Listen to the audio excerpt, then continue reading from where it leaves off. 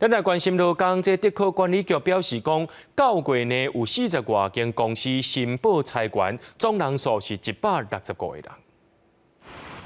对新竹科学园区的交通，早起上班时间同款塞车，美商高通在中国传出大规模裁员，就连台湾公司也传出有可能受影响。新竹科学园区管理局表示，目前并无接到通报。这个竹科里面高通公司，他们并没有给我们做任何的申报。在园区上班的民众讲，最近并无听到相关大规模裁员的风声。上班还是很多人啊。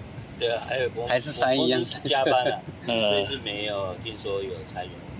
应该有啦，只是说不是那种很大规模的嘛。目前看起来感觉上是还没掉下去，但是可能库存太多吧。不过根据统计，这个月以来，园区内目前有40多间公司申报裁员，总共有165个人，确实比平常时加一寡。9月份的这个通报，有部分公司进行有相关裁员的，大概40多家。